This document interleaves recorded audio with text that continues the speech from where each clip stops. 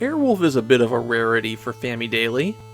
It's not very often that I play a game that I hated on my initial impression, and coming back to it for this makes me appreciate it more. Which isn't to say Airwolf is good. It's definitely a third-tier shooter here. It's just that the first time I encountered it, I found Airwolf to be just about unplayable, and now I can actually see some of the charm here. Let's clarify a few things up front. This is not the NES Airwolf. That's a completely different, much worse game. The Famicom game is based on an arcade game also developed and published by Kyogo Boeki. They were a microscopically small game company that only managed to publish a few things before fading away. Airwolf was a television show about two guys who had an attack helicopter and went around fighting crime. It's not really relevant to the Famicom game, but I have to drop my favorite piece of Airwolf trivia.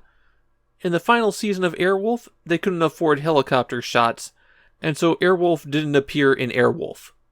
The Famicom game is a shoot-'em-up that pits you against terrorists across 6 stages. Naturally, you're flying the titular Airwolf, and the B button fires all of your weapons in one burst, while the A button makes you go fast. That turbo mode is really strange.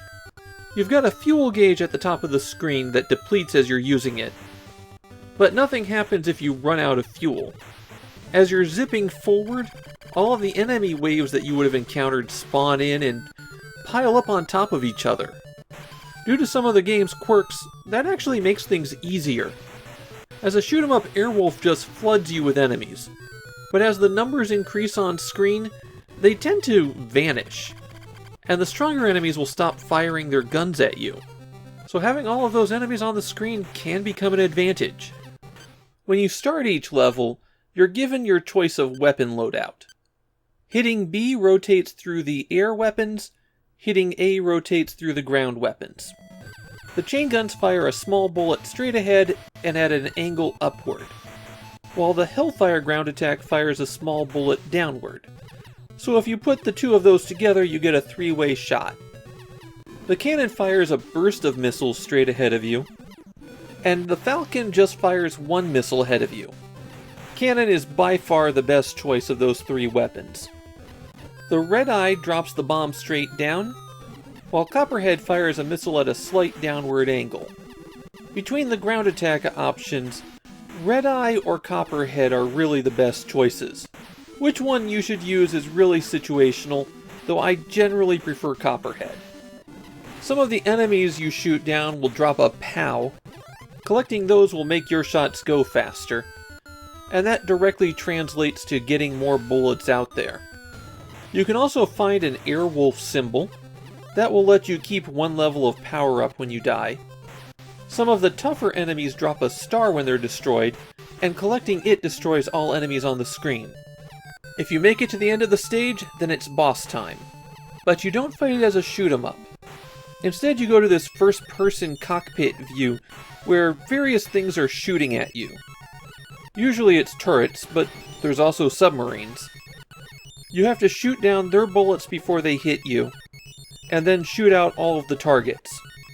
You have a life bar for these segments, and it goes down over time regardless of whether or not you've been hit. When I had one turret left alive and no bullets coming at me, I'd still take damage. The levels in Airwolf don't make a whole lot of sense. There's a bad tendency to just drop a whole lot of things on you. On the second stage, all of the antennas and satellite dishes on the buildings attack you. The third stage has you dodging a lot of obstructions in a cave. And starting there, the ground attacks become very aggressive. When you get a game over, you'll have the option to continue from the stage you left off on, but you can only continue 3 times.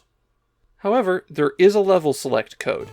You have to enter it on the title screen and then go past the 2 introduction scenes. Then you can select what stage to start from. Or if you want it to be even easier, there's an invincibility code as well.